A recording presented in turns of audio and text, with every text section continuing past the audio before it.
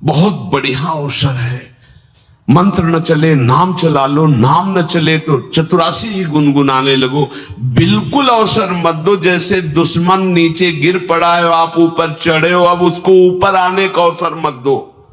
ऊपर आने का अवसर दिया तो अब आपको ऊपर आने का अवसर दुश्मन नहीं दे पाएगा। ध्यान रखना, एक बार अगर अब मन चढ़ गया आपके ऊपर और मनमानी आचरण करा लिया तो आपको भजन लायक नहीं रखेगा, क्योंकि वो समझ चुका है कि तुम ऐसी जगह पहुंच चुके हो कि अगर अब हम इसको हरा ना पाए तो मुझे जिंदगी भर इसका गुलाम बनना पड़ेगा।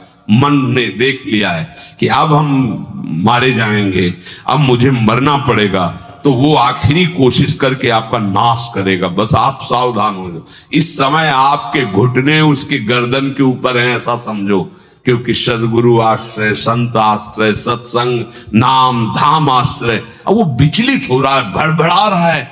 कोई तो मिले ऐसा, थोड़ा तो हमें जीवन दान दे, क्या विषय भोग, थोड़ा तो मुझे विषय सेवन करने को मिले। चूक कर दी तो फिर गिरा देगा।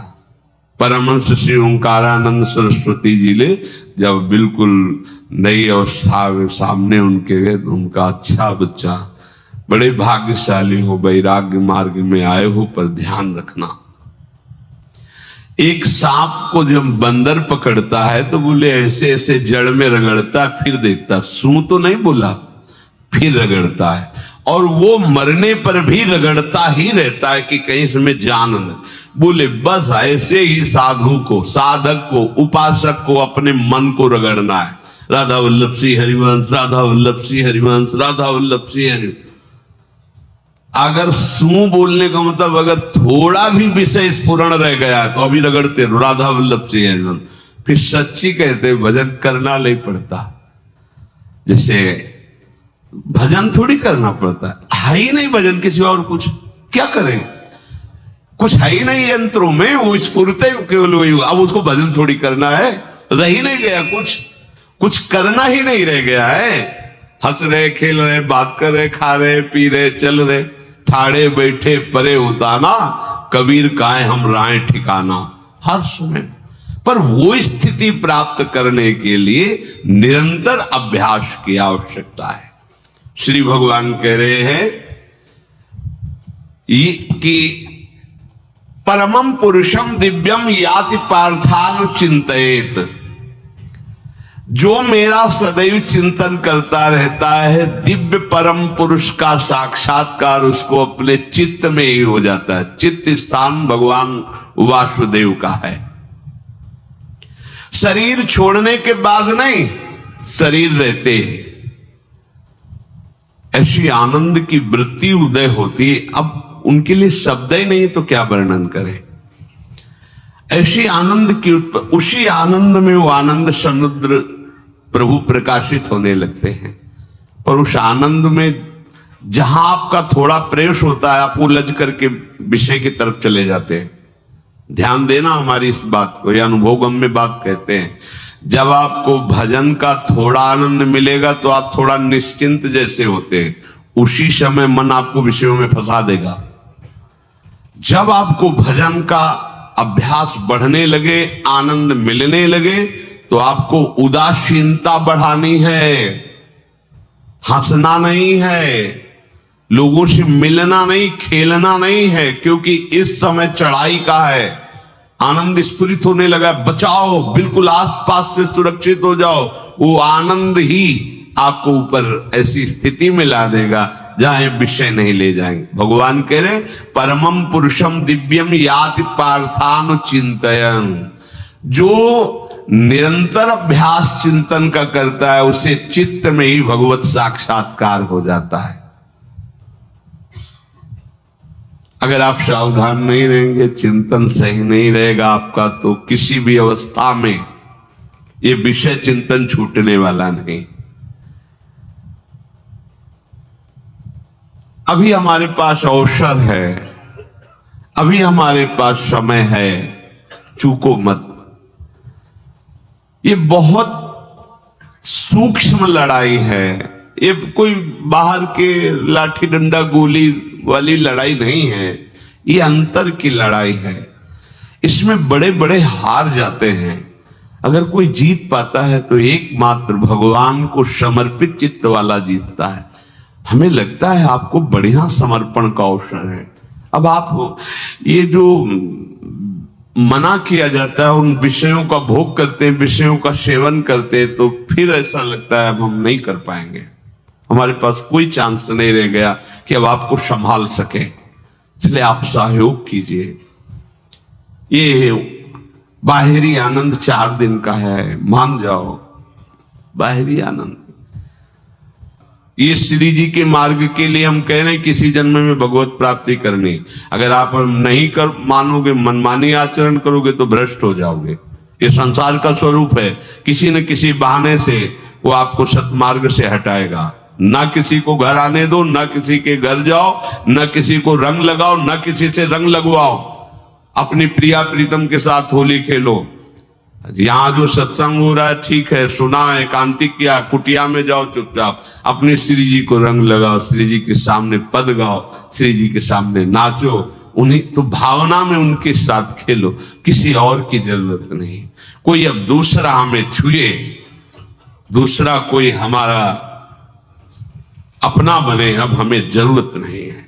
देखो हमारी भाषा समझ में आ रही हो तो समझ लेना, नहीं बाद में पछताओगे।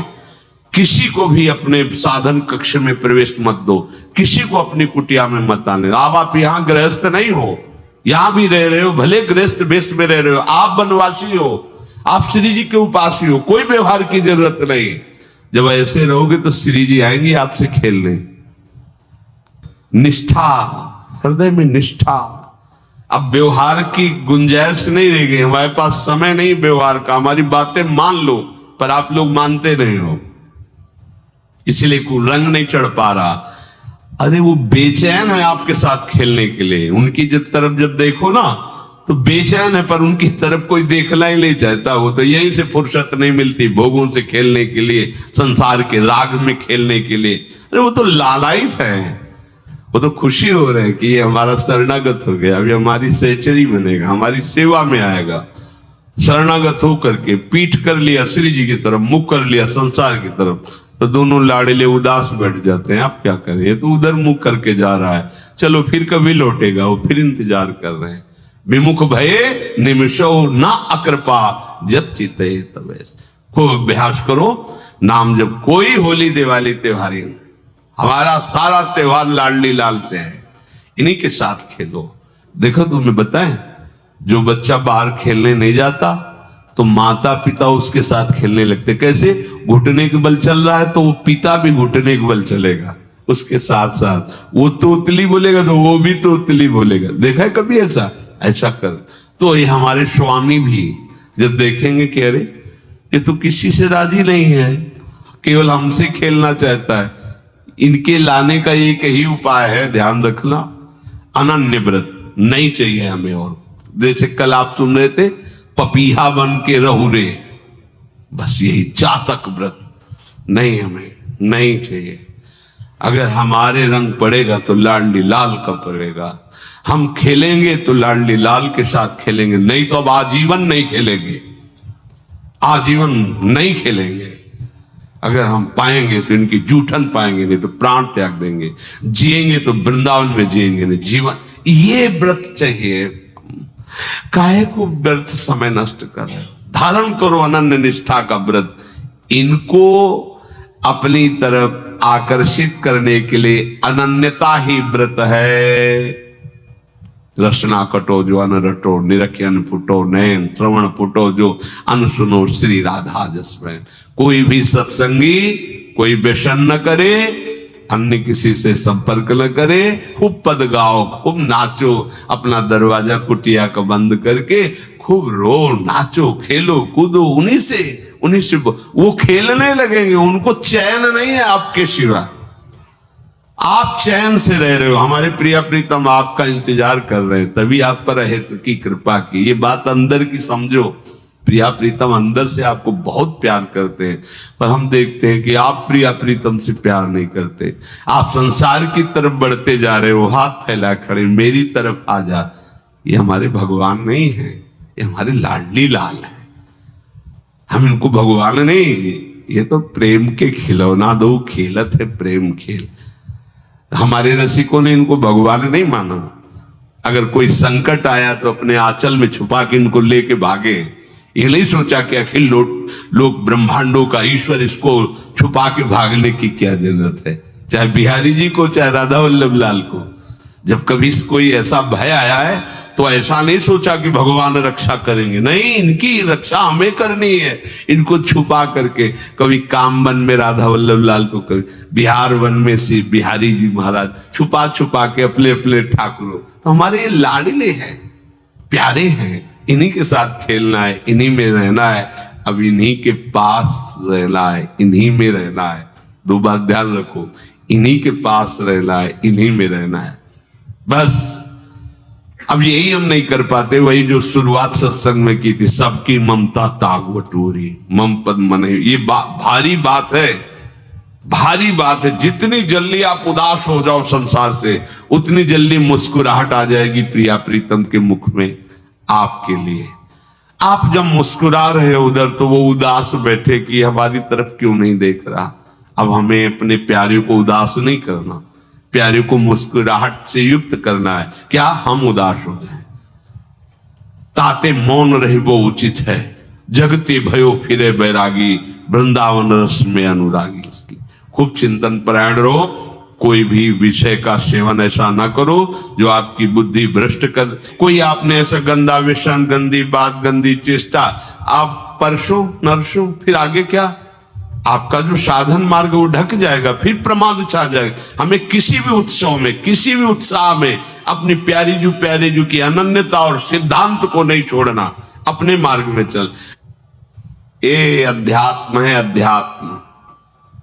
ये दान पुण्य की बातें नहीं है, ये लोक लोकांतर में भटकने की बातें नहीं है, सीधे भगवत प्राप्ति की बातें हैं।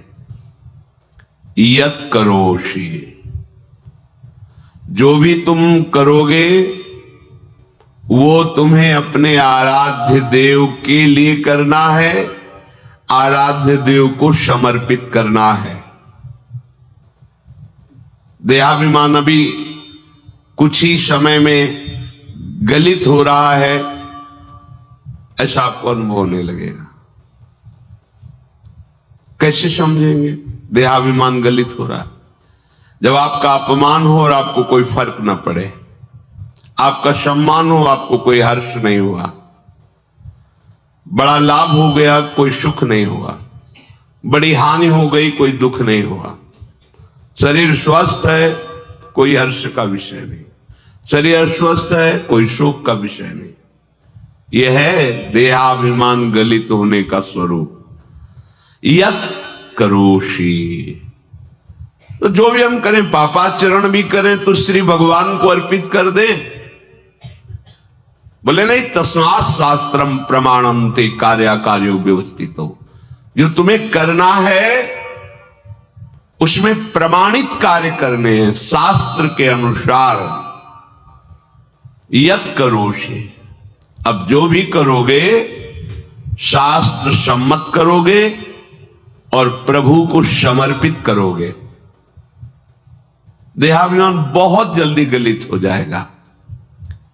यदश्नाशि अशन भोजन, जो भी पाओगे पहले प्रभु को भोग लगाओगे, देहाभिमान गलित हो जाए। मान लो मेरी बात, ये सब 4 दिन के उत्सव, 4 दिन की चांदनी है। शोक समाज पूरा तैयार हो रहा है हमारे ऊपर आक्रमण करने के लिए। तुम्हें क्या पता, शोक का अंधेरा छाने के पहले ही व्यवस्थित जहां पहुंचना वहां पहुंच जाओ, फिर अंधेरा छा जाएगा, कोई फर्क नहीं पड़ेगा। अभी आप यात्रा ही नहीं प्रारंभ किए हैं और अंधेरा आ गया तो मार्ग ढक जाएगा और जीवन व्यर्थ चला जाएगा। कुछ भी मत खाओ। कैसी धूर्तता हमारी बुद्धि में बैठी है। रसेंद्री की तृप्ति के लिए हम गुरुजनों की आज्ञा को रौन करके चंद विषयों का सेवन करते हैं। धिक्कार है जीवन को यदि आज्ञा उल्लंघन करके अमृत भी पीने को मिले तो विष हो जाएगा, ध्यान रखना। इंद्रियों की चाटुकारिता करते हद हो गई। अरे संसारी पुरुष में ऐसा देखे तो चलो, लेकिन जो भगवत मार्ग के पथिक, धिक्कार तुम्हारे जीवन को। प्रियाजू को बिना भोग लगाए अर्पित किए तुम पाने के लिए उत्साहित कैसे हो रहे हो? जिन वस्तुओं को निषेध किया गया है उनकी तरफ स्वप्न में भी अगर गति हो तो जलन होनी चाहिए कि स्वप्न में भी हमने कैसे स्वीकार कर लिया।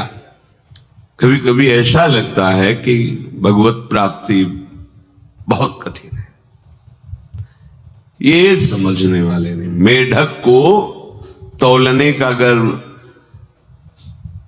हमें आदेश मिले तो तौलना बहुत कठिन है। 5 रखो, 2 उधर चिटक के चले गए, उनको घसीटो तो 3 पहले वाले फिर उतर के चले, ऐसे है। सावधान हो जाओ। ये आज्ञा का उल्लंघन तुम्हारे लिए नारकी गति का काम करेगा। अगर आज्ञा है कि अमृत नहीं पीना तो मत पीना, नहीं वो विष हो जाएगा। और अगर आज्ञा है विष पी लीजिए तो गरल सुधा रिपु करहि मिताई, गोपद सिंधु अनल शीतलाई। वो विष अमृत हो जाएगा, तुम्हारा शत्रु तुम्हारा मित्र हो जाएगा। ये भव समुद्र गाय के खुर के गड्ढे के समान हो जाएगा। आज्ञा पालन बहुत बड़ी सिद्धि है। ये मूढ़ता का त्याग कीजिए। आप जानते हो, जानते नहीं है? नहीं, तुम नहीं जानते हो, तुम्हें वो जान रहे हैं। अगर तुम अपना आनंद चाहते हो, सुख चाहते हो तो आज्ञा पालन करो, इसी से देहाभिमान गलित होगा। तुम्हारी एक एक वृत्ति उस सर्वात्मा प्रभु बैठे देख रहा है, और उन्हीं के रिझाने के लिए तो तुम्हें मानव देह मिली, भगवत मार्ग मिला। ये ध्यान रखो, एक बार भी बिना भोग अर्पित किए हुए जो पाओगे वही तुम्हारी बुद्धि भ्रष्ट कर देगा। देख लो आंख खोल के कैसे बुद्धि भ्रष्ट होती है। वो अपने आराध्य देव इष्ट देव की ही निंदा करने लगता है, आराध्य देव इष्ट देव के विपरीत चलने लगता है।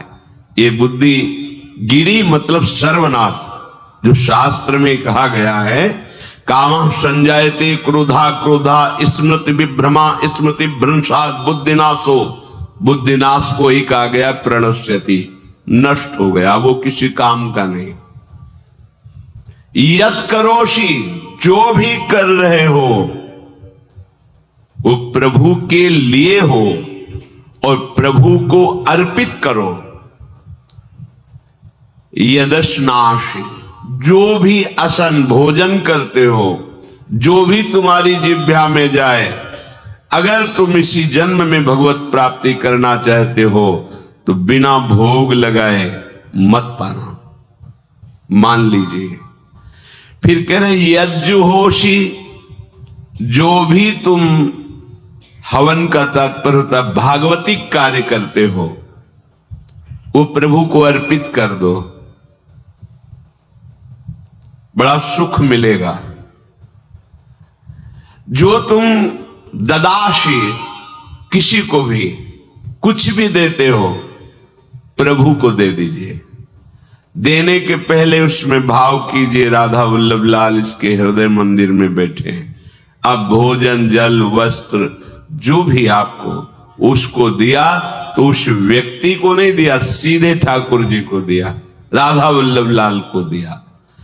यत् तपस्यासी, जो भी तुम तपस्या कर रहे हो, काम वेग को सह रहे हो, क्रोध को सह रहे हो, गर्मी सर्दी सह रहे हो, अनुकूलता प्रतिकूलता सह रहे हो, ये भी प्रभु को अर्पित कर दो। भगवान आदेश कह रहे हैं तत्कुरुषु मदर्पणम। ये सब मेरे को अर्पित करने का मतलब मेरी पूर्ति नहीं हो जाएगी, तेरी पूर्ति हो जाएगी। भला ये सब नदियां समुद्र में गिरना बंद कर दे तो समुद्र घट जाएगा क्या? यद्यपि समुद्र प्राकृतिक है, चिदानंद नहीं। भगवान तो चिदानंद समुद्र है। कोई भी नदी चाहे बाढ़ युक्त जाके गिरे या गिरना बंद कर, समुद्र में कोई फर्क नहीं पड़ता। इसीलिए सेवक जी ने कहा है, मांगो मन मनुष्य दास अपनी कर, पूर्ण काम सदा हृदय। हे पूर्ण काम प्रभु, यद्यपि आपको मेरी जरूरत नहीं है, पर मैं अपने लिए मांग रहा हूं कि अपनी दासी बना लीजिए। मद भक्तो मईश्वरे सर्वज्ञे परम गुरु वासुदेवे समर्पित सर्वात्म भावः यत् पश्यति शृणोति स्पृशति वा सर्वमेव भगवान वासुदेवः इत्येवं गृहाविष्ट बुद्धिर मद भक्तः सन एतत् यथोक्तम सम्यक दर्शनम विज्ञाय मद भावाय मम भावो मद भावः परमात्म भावस्तस्मै परमात्म भावो योपपद्यते युज्यते घटते मोक्षम गच्छति। वेद कहता है, भगवान की वाणी, मद भक्तो, जो मेरा भक्त हो गया है। अभी हम देह भक्त हैं, भोगों के भक्त हैं, विषयों के भक्त हैं। काम क्रोध लोभ मोह जब जो चाहता है हमें परास्त कर देता है।